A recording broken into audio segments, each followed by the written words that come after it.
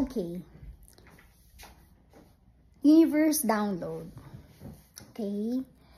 Even just before going bed. Ito naman, patulog na. Anyway, I just finished watching K-pop Demon Hunters. And you guys, even the writers of this K-pop movie, animated movie, understood that everything is about energy. Okay? So the pop. I really like that part. That popping when you open when it bursts open. Yung soda pop, di ba? Sayo natin. Practice ko na yan. Ilalagay ko na yan sa TikTok dance ko.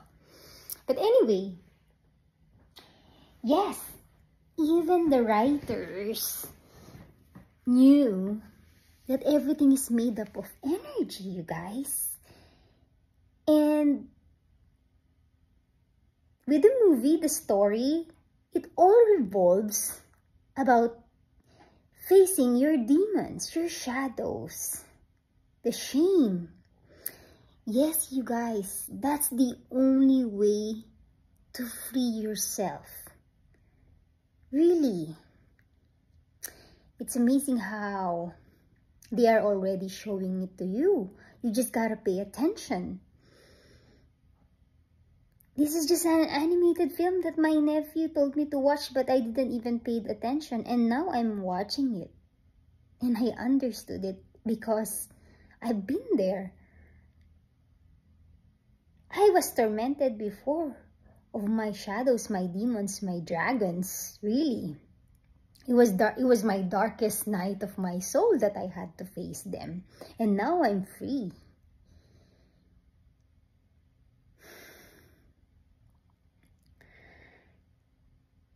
Kinailangan kong harapin yung mga shadows ko na yan, yung shame, yung afraid of being seen, to free myself. You are not perfect. You have flaws. You're all flawed.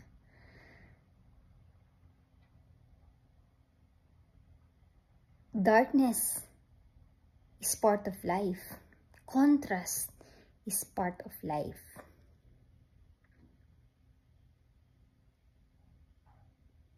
Unless you face them, you won't be free. I'm talking about spiritually, you guys. Because kahit mayaman ka, na akala mo nasa iyo na lahat. We are human. We are human. We're gonna be bored when everything is given. We're gonna be searching and finding for more. Kahit nasabihin mo na kontento ka na. For example, nagpop-pop lang sa Facebook feed ko si Sarah Geronimo, Sarah G, okay? Like I told you before, I can read energy. I can see they are having fine dining in amazing places. I don't know if that's in Italy, in France, or Switzerland with her husband, Matteo Gudicelli. I don't know anything about Sarah. I just know she's a singer and a pop star singer. But I can read her energy. Her energy is kind of gloomy. Because guys, everything, you can have everything just like Sarah G. Fame, money, everything. Love. But still, I see her energy na parang she has been serving a lot and playing a certain role and act in a certain way, but she still feel limited. That's what I see with her energy. It's as if she's still looking for answers.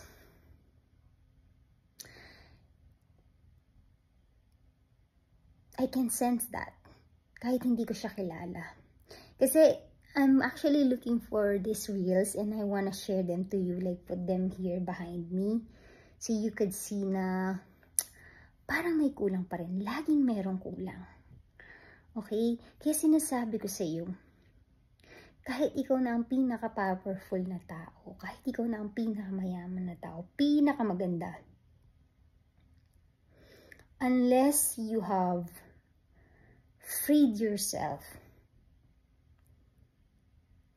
ascend from this 3D life, from this worldly life, and you haven't freed yourself spiritually, hindi mo marireach yung freedom na yon. And actually, you may not, or you may be able to experience that while you're alive, or you may not till you passed away.